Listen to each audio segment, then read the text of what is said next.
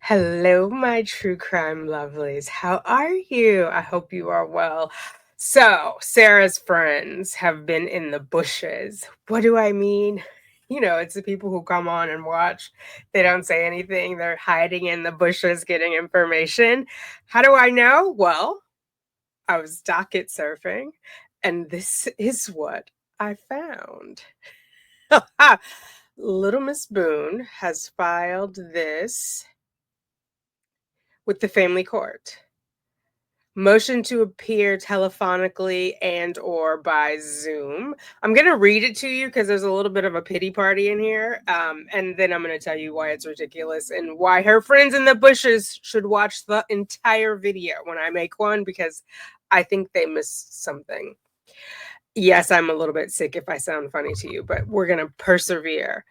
Motion to appear telephonically comes now. The respondent, Sarah Boone, pro se, and moves this honorable court for an order allowing her to be present via telephonic communication and or by Zoom conference for the scheduled hearing in this above referenced case.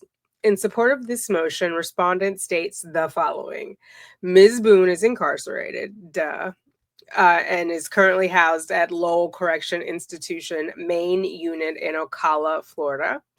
Respondent was informed by a third party that a case management conference has been scheduled in the instant case. Third party, friend in the bushes, we see you. Said hearing is to commence on March 26th at 9:30 a.m. Like the court doesn't know that. It should be noted that the respondent has received no notice whatsoever from the court. All right, my daughter just called, so I'm gonna run the intro because I realized I didn't run that, and then we'll get right back into this.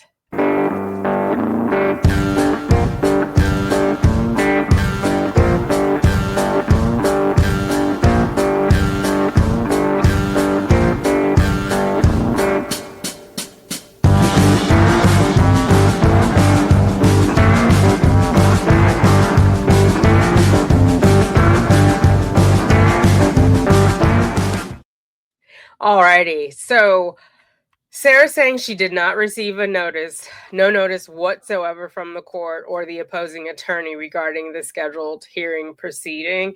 So the other attorney would not be sending her that because this was something scheduled by the court. I find it curious, though, that she's saying she's not received a notice because they did mail her a notice. I'm just going to go back up to the top. What is the date? So this was logged with the court, with the clerk of courts on the 12th of March. And the other one was sent out at the end of February. So I don't know why she hasn't gotten it, but they definitely sent it to her. Then she goes on, respondent states that she has a vested right to be heard in court because she needs money for cookies and coffee, damn it. However, as a ward of the state, respondent is at the mercy of the Department of Corrections in her appearances at any and all court hearings. She will not be able to be present for any instant hearings of her own volition and does not wish to lose her opportunity to be heard in court. That is horribly written. For any instant hearings of her own volition. What? I don't know what an instant hearing is, but she won't be present because of her own. Well, not of her. I don't think she knows what volition means.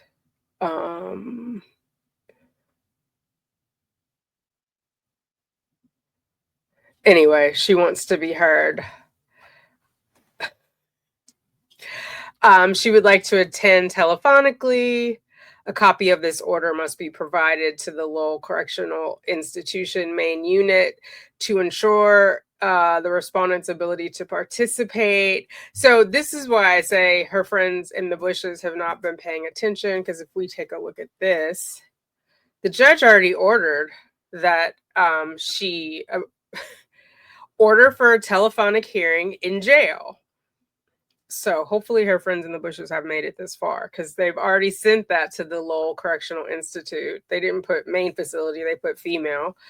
Or any facility the respondent is subsequently transferred shall provide the respondent access to the telephone at the date and time listed above, in a place conducive to his or her needs to complete said hearing. So not in a loud, noisy place, right?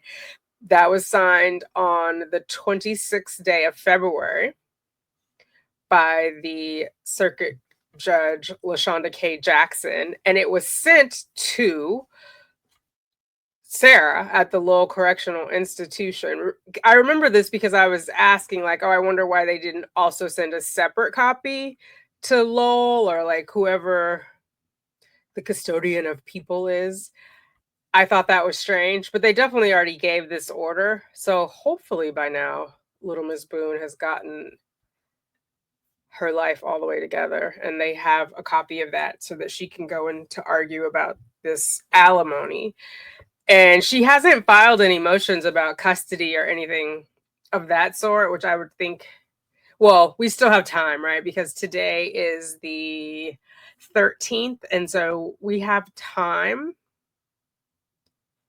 Well, next week, I guess, for her to file motions. But wouldn't that, like, as much as she claims she wants to talk to her son, it seems like she would be filing motions about that. But no, she's still going on about this alimony. That's the only thing that she has pending in the file, is that she filed the contempt of court for Brian not paying the alimony, and the judge, who was Michael Dean at that time, came back and said, no, no, no, no. There is, well, actually, Brian's attorney first said that he can't be held in contempt until his other motion has been heard, which the motion was to eliminate or reduce alimony, right? So then the judge said he can't be held in contempt. He agreed with whatever, I can't remember what the case law was, but that's the only thing she's got going right now, is like she wants to hold him in contempt for not paying. She wants the alimony. She's not made any motion for any sort of, obviously she can't have custody, but any kind of like visitation, contact, or whatever.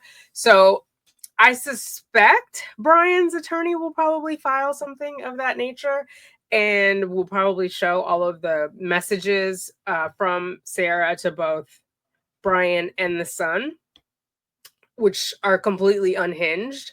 So,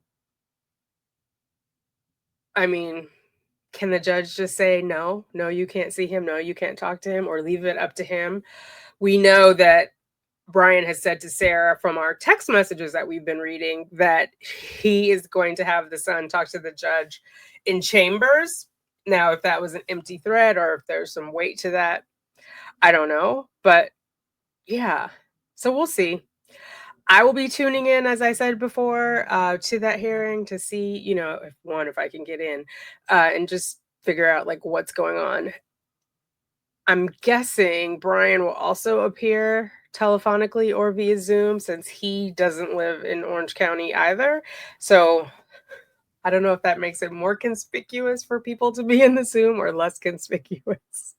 We'll see how it goes. Yeah, so that's it. That's just a quick update of what is going on. The people in the bushes are sending Sarah kites, but not fully informed kites.